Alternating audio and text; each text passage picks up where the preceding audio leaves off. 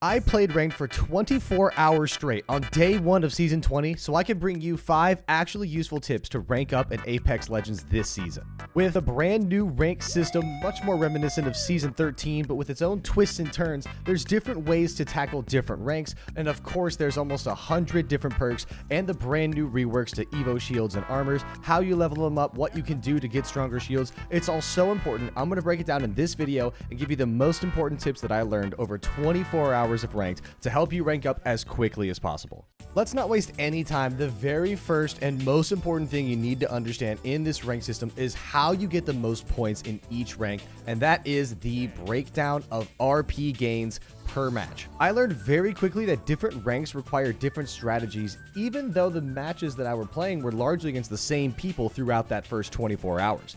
In the early ranks like Rookie, Bronze, Silver, and Gold, kills were much more valuable in placement. In these lower ranks, if you racked up a lot of KP, you could get huge 300, 400, I even saw 500 point games from some people. Kills were really strong when there wasn't a large buy-in. So in these early ranks, I highly suggest making sure that you try and rack up some KP. If you get 3rd place, but you have 12 KP, that's a lot better than 2nd place with only 3.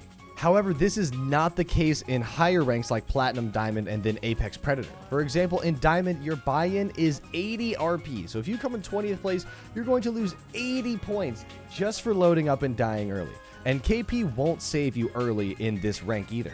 If you get 6 KP but still come in 18th place, you're still going to go about minus 74 to minus 70, which is a huge loss, meaning that placement is so much more important to help you negate that negative entry. These higher ranks are where you really need to start focusing on the brand new addition to ranked, which is that top 5 bonus. If you keep getting top 5 over and over again, you'll start to receive a bonus each game you play and finish in the top 5. At first you don't get any, but then you get 10 bonus RP, then 20, then 30, then 40 continuously every time you get the top 5. That means that if you get no kills in a 2nd place, usually you'd only get about 75 or so RP. But if it was your 5th time in a row getting into that top 5, now you're going to get 115 RP, which is so valuable when you're scratching and clawing for every point you can get. Long story short, at first, go get your kills, baby. Go get a lot of fights, go rack them up, get those big point gains because it's not really that much of a risk if you die early. Once you hit Platinum and Diamond though, play it safe. Make sure you're getting your kills so you can at least get some extra points, but make sure you get that top 5. It's crucially important. You don't want to take those big negatives early. It's not quite worth the risk, trust me.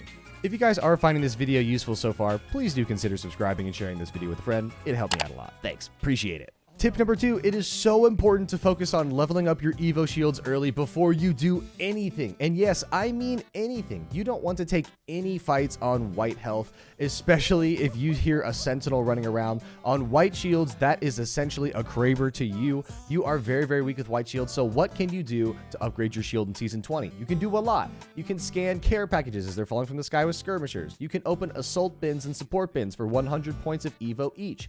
You can scan ring consoles and survey beacons for 200 points each, and you can find Evo harvesters that are worth 350 Evo points. It is very easy to find a ring console, a support or assault bin or 2, a survey beacon, and a harvester near you at any POI you land. You should be hitting a few of these to make sure that before you see anybody, you at least have a blue shield. It is 100% the most important thing you can do to start a game.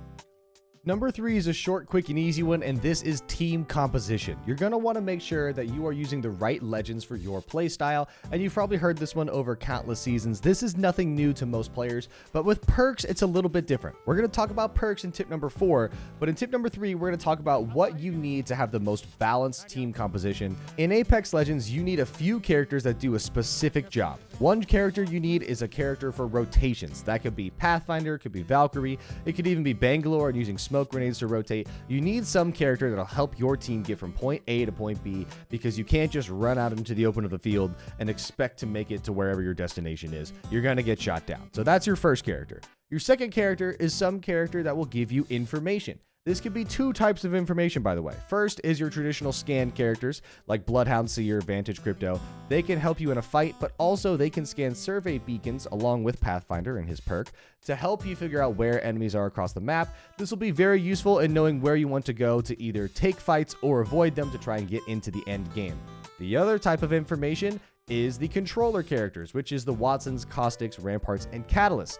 Those characters give you the information of where the ring is going, so you can make sure to pick the best position and try to ensure a win by your positioning rather than just knowing where everyone is. You can know where the ring's going to be, because who cares where the enemies are if you're in the best spot.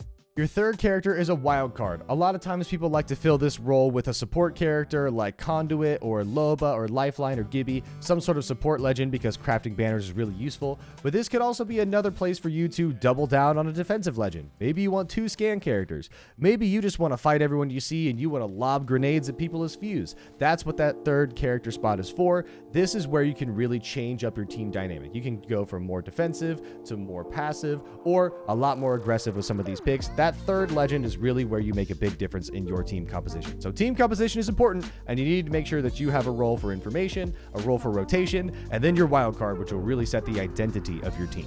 Tip number 4 is maybe the most fun, and that is because we are talking about perks. The new perks that have come into Apex Legends in Season 20 are a lot of fun, but you need to know one of 2 things. Do the perks for my character enhance the current playstyle of my character, or do they change the abilities and playstyle of my character? I will give you some examples here. For example, Loba, she's got abilities that either enhance her tactical or enhance her ultimate. So her playstyle doesn't exactly change that much. She just gets better at what she already does. She can throw her bracelet further and higher, or she can take more items from a bigger black market. Fuse, on the other hand, is the opposite. Fuse is more of a refrag character, a character that doesn't really lead the charge, but he's a little bit behind. While your Wraith runs in, you stand in the back and throw grenades and knuckle clusters and all that. But now he has perks to where he can get a speed boost on his knuckle cluster, or he can take 25% less grenade damage, and a perk where he doesn't get slowed down by his own motherload and takes 50% less damage to flames. That means that he can start flying at people and he can be your entry fragger, meaning that his perks actually change his role and allow him to do something different. So know whether your perks enhance your playstyle or can change your playstyle. And this depends on the legend and the perks that they have received in this update. Tip number 5, the last and final tip for this video, is to experiment with your legends. Over the course of the first 24 hours, I played 16 different legends, including every support legend, every assault legend. I have tested out everyone I can, because these perks do make a significant gameplay difference, and even the Evo shields make a difference on what characters you might want to use, because the beginning of the game is so much different than it used to be. Some characters are just getting enhanced by their perks, but others like Fuse and Maggie really are new creations in this game. There's so much more they can do. Their perks change their playstyle. It's very, very interesting, and you'll never know who you might find you like playing the most with these new perks and changes. You may have hated Ballistic before, you might be Ballistic's biggest fan now. You might think Valkyrie was dead in the water, but she might have risen like a phoenix and is your main once again. Please do consider experimenting with your legends. I promise there's so much to try and so much to learn. The game's in a great spot, and if you experiment now, you'll have more fun and learn more and perform better in ranked later. And that's it. Those are my 5 rank tips to help you rank up faster in Apex Legends Season 20. Good luck out there. It's a harder system than before, but I firmly believe you can do it. Of course, come check back for more tips and tricks videos over on this YouTube channel, or come watch me live over on Twitch. The link's in the top of the description. Thank you so much for watching, and I'll see you in the next one.